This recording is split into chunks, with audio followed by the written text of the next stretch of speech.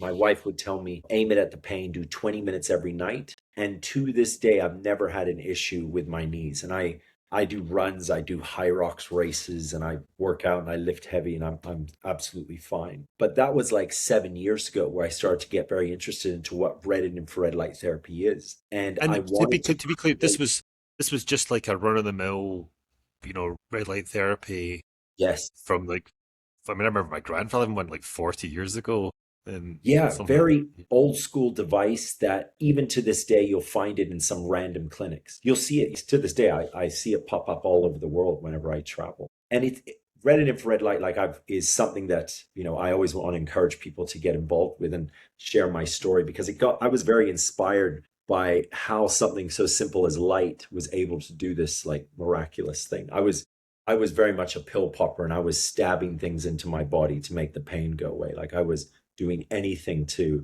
suppress the pain and be able to go out and compete. But I wanted to create a device that was sort of more suitable to me, someone who was on the go, and something more versatile that was more portable. But this is, of course, like this is, a couple of years where we actually went into a development stage for LumaFlex, and that took about 3 years. And now we're 3 years launched. So yeah, it's like a 7 year story that I've just said. So lots of ups and downs. There was lots of trial and error with the development process. But I launched a product. We call it the Body Pro, and it's the device that we're most well known for because I had a very good friend, Levi Webb, who to this day is my absolute greatest and closest friend. And he served in the military, and he was a sniper. And he was cleaning a gun, and the gun fell on his back, and he got very severe sciatica. And I wanted to create this device that could be integrated into the military. But what do we need to do that? We need a durable device. We need the Red Bull of red light therapy. And I think, I achieved that with the Body Pro. It's completely waterproof. You can put it in the sand, snow, you can get it dirty, throw it in the mud. It doesn't break. It still works. Like I had my brother go off on a like adventure motocross race in the Sahara. And I told him, I said, take a LumaFlex with you. You're going to get some accidents.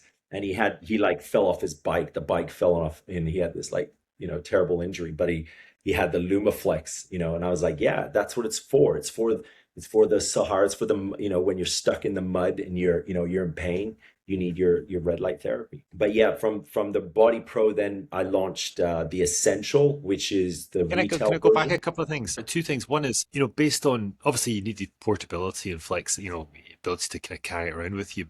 But in terms of the actual underlying science, was there anything? I mean, obviously there was a lot of tweaks, I'm sure. Was there anything fundamentally different, or was this just really about making it more accessible? Yes, because what the clinical research shows is that if you're consistent with light therapy, that's kind of the game changer. If person A, person B get into the same accident, person A has been using red light therapy consistently, they will heal faster than person B who just starts using light therapy. So having a device that's portable, you use it all the time, and to educate people on consistency of use is kind of the metric that impacts people when it comes to recovery, to healing. And we're talking about like, severe chronic pain.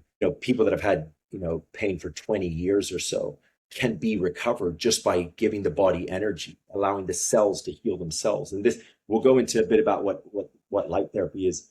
But I saw like what was missing with devices is a lot of them are location fixed. There'll be large panels. You have to travel to a studio or go to a clinic. You have it in your house.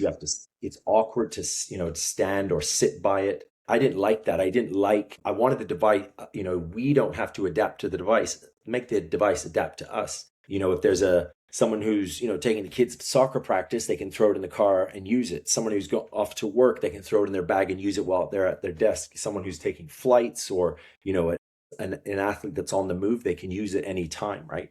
I kind of saw that as the way to really help red light therapy not only impact and help heal people, but also create awareness of what light therapy was.